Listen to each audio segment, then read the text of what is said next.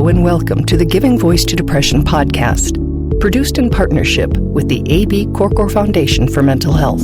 I'm Terry, the creator and co-host of this podcast. I've lived with depression most of my life, and I know how easy it can be to feel all alone in the experience. I'm not alone, and you aren't either. And I'm Dr. Anita Sanchez, a licensed clinical psychologist and life coach with a number of my own diagnoses, all of which bring a certain amount of anxiety and depression along with them. There is great power in shared experiences. We share our own as we engage in intimate and candid conversations with our weekly guests, exploring different perspectives on and experiences with depression. We keep it real because depression is real. We keep it hopeful because there truly is hope, in spite of what depression tells you.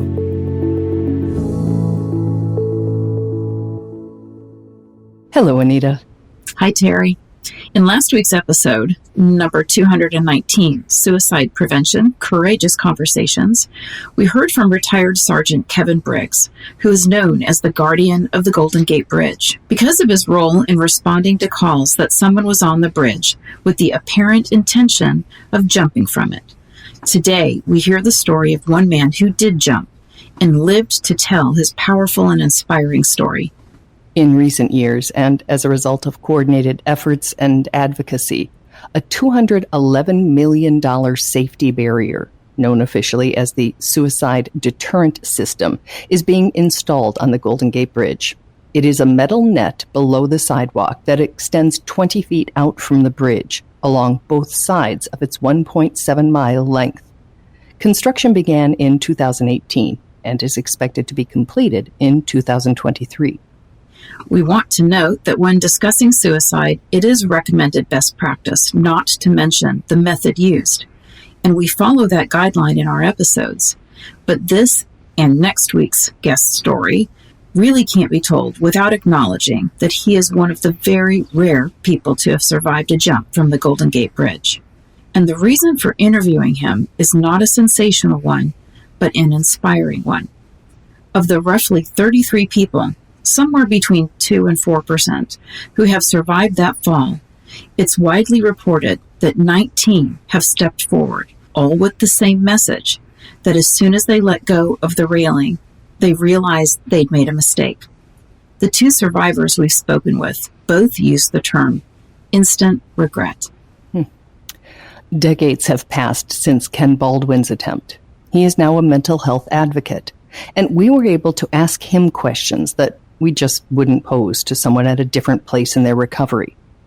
We began this interview, which we recorded a couple years ago, focused on the darkest of depression-induced thoughts. But the discussion shifted to what would have prevented Ken's attempt, and his answer may surprise and inspire you. Here now is Ken, giving his voice to depression.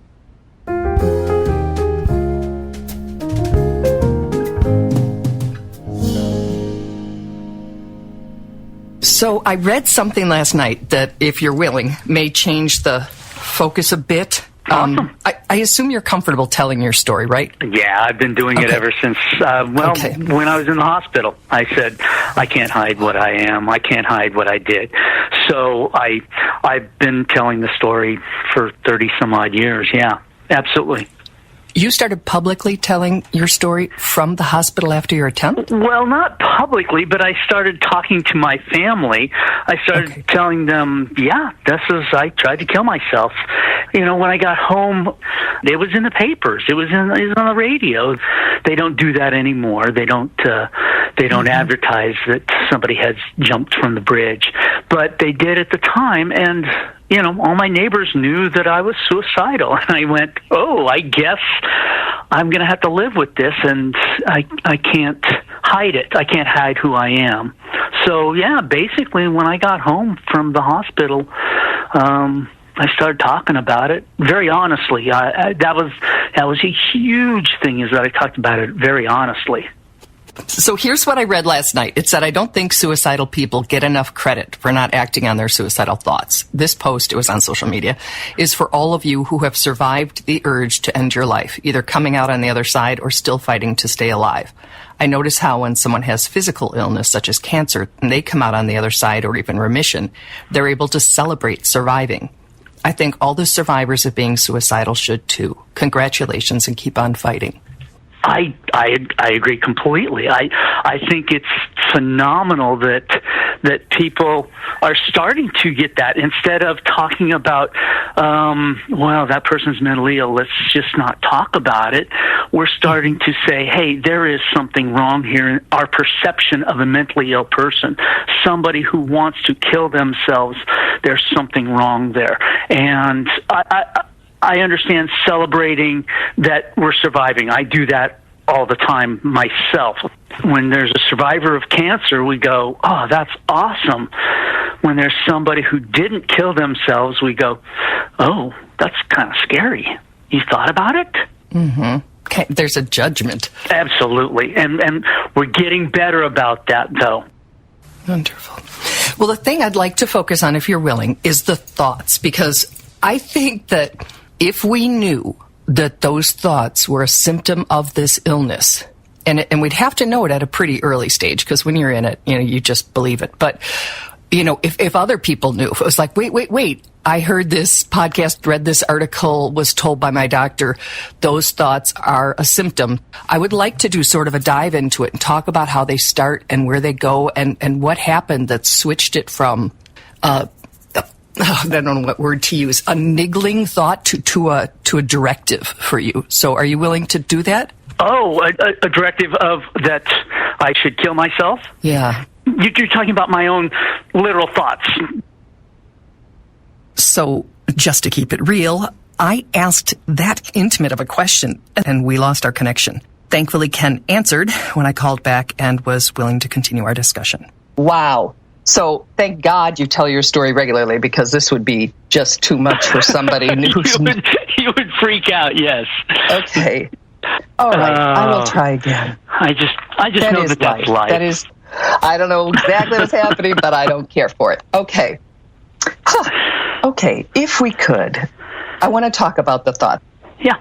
So your earliest memory of those and what they were like and what they said, if you can just describe it.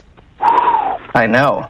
I think my earliest memory of the thoughts came just before my first attempt, and I felt like a failure. I was married, and my wife was pregnant, and I felt like I was failing my wife and my future daughter, and so I felt like I didn't have anything else that I could do, and that I had to die in order for them to be successful.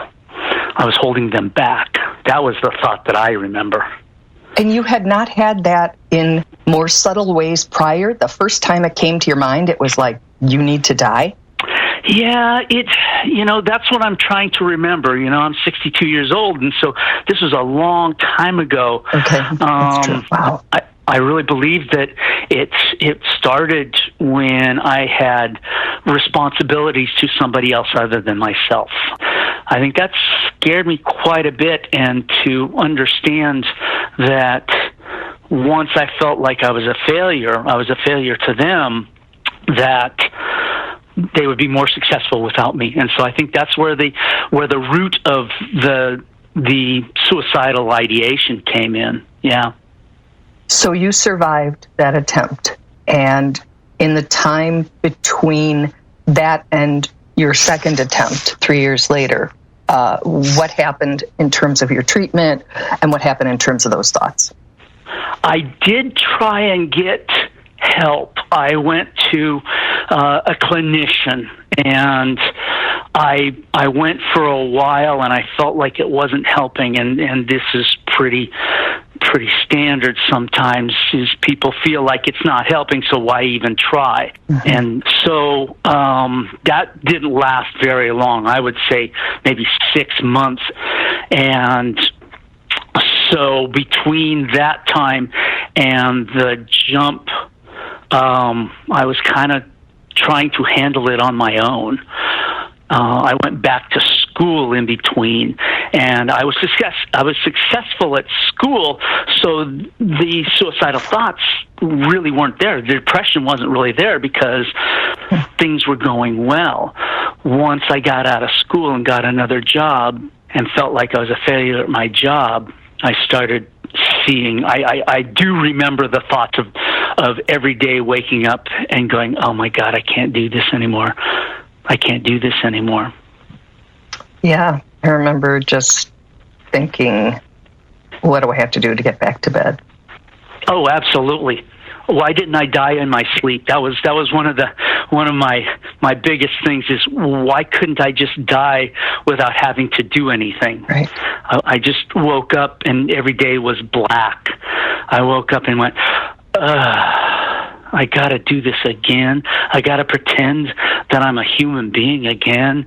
And it got exhausting. And I can understand the depression and not wanting to get out of bed because it's so exhausting just trying to handle the things that you need to handle as a human being on a daily basis.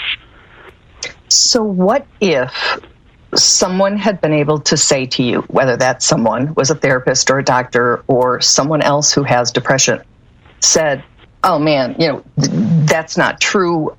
There's a way to get out of this. There are many ways to get out of this. I take a pill. I see a therapist. whatever works for them. Would you have believed it? Would you have accepted that message and recognized those thoughts and that dread of life as a symptom versus a truth? Absolutely. I still believe to this day that if somebody had come up and said, hey, listen, there is recovery, there is something we can do for you, let's get you some help, I would have accepted that. I would have tried that. I got up every day and I went to work. So I wasn't just in bed dreading the next minute. Mm-hmm. So I was a functional depressive, I guess you can call it that. I was functioning well. My wife had no idea that I was suicidal, even though I'd tried once before. So if somebody had said, we have a fix, let's try this, I would have gone with it. Yeah, mm-hmm. Absolutely.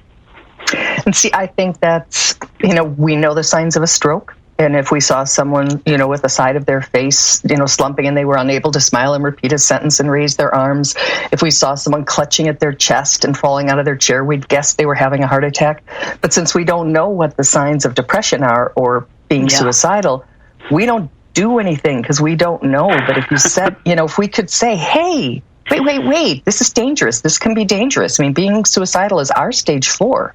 Absolutely. And we would never let someone who we thought had cancer just have cancer. just say, you got to live with it. Just get better. Yeah, try a little harder. Yeah, just get better. Yeah. I agree. I do a suicide prevention program called QPR, and the major part of it is if you see something, say something, and that's really important. Talk to them about it, get them some help, and let them know that recovery is possible. That's huge. We talk about hopelessness in a depressed person, and that's a big deal. And to give them hope that there is something out there more than just every black day. And so that's important. Tell me, and actually this question comes from a suicide specialist in town who's a medical doctor, and I asked her what she would want to know. And she asked, what could have happened the day of your attempt or in the day or two leading up to it that would have changed the course of events and ended up with you not attempting? It's really interesting because I was so good at hiding it that nobody ever asked. Nobody ever intervened. And the intervention would have stopped me. I really do believe that. I don't believe that I thought it was inevitable that I was going to die, even though I was taking the actions of that. If somebody had intervened and said, "Hey, let's get you some help. Let's go to the hospital. You look like you're not doing well," your actions speak that you're depressed / suicidal. I think I would have walked with them. They take me by the hand and take me to somebody who could help. I was pretty malleable at the time, I guess you could say. If somebody would have taken control, I think that would have stopped me. Wow. That's really important to hear, because I think, there's one of the many myths is that once someone sets their mind to it, they can't be stopped. Right. No. And from everything I've heard, including you. Absolutely. I think that, suicidal people and depressed people aren't the ones fighting to survive. A depressed person, they sort of just go, okay, this is who I am. And if they're not getting help, and if they're not trying to get help and trying to help themselves, they're pretty malleable, I think, and we can help them. A lot of suicide survivors talk about if only somebody had said something. If only somebody had said something, and this comes through in quite a few of the survivors that I've talked to, and that's important. So you believe it could have been that, and I'm going to put in quotes the word simple, because there's nothing simple about having someone notice you and care. But had someone at work, on the train, I don't know how you get to work, at home said, hey, that's really good to hear. Yeah. Because that gives us some power, that gives us some ability to help somebody who's hurting. Yeah, absolutely. Absolutely. I really do believe that. And what's the downside to intervention? What's the downside of asking, hey, are you thinking of hurting yourself? Are you thinking of suicide? Here's what I've noticed about you in the last 2 weeks. What's the downside to that? The downside, they'd say, no, I'm just having a bad week. I'm just having a bad month. Here's what's going on. And you can still talk to them about resources, about, hey, listen, if this lasts any longer, there's no downside to that discussion. It's important that we talk about this. And if you do find out that they are suicidal or very depressed, then you can help them get the help they need. That's why we're talking about this.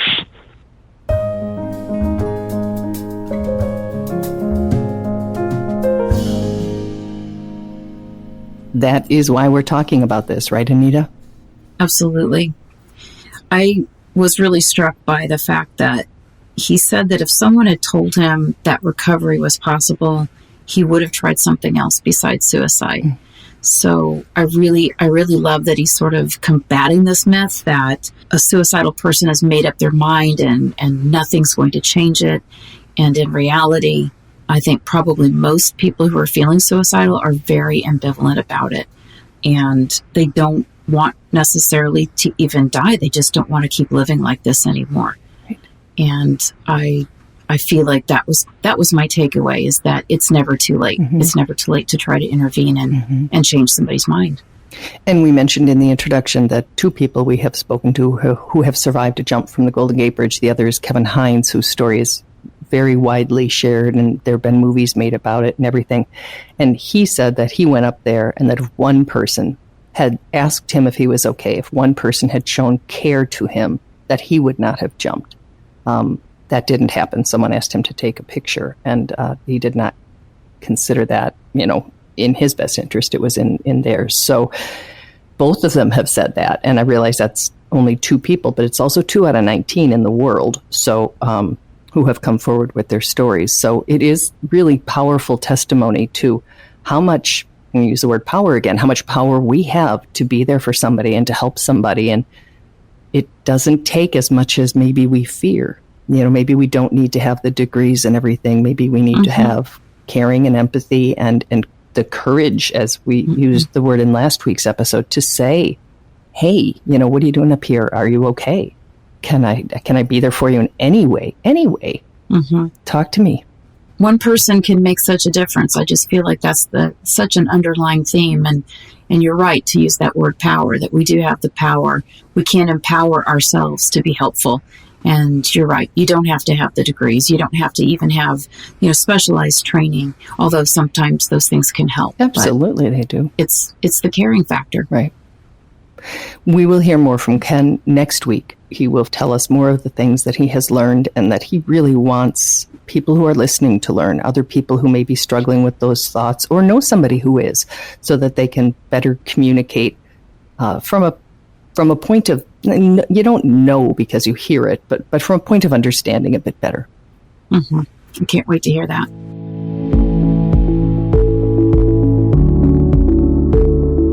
We truly hope that our podcast brings a little more understanding, helps you better articulate and reflect on your own experience with depression, or better understand how to support someone else who is struggling.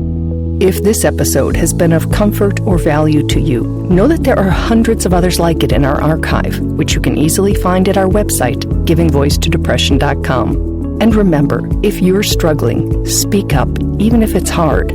If someone else is struggling, take the time to listen.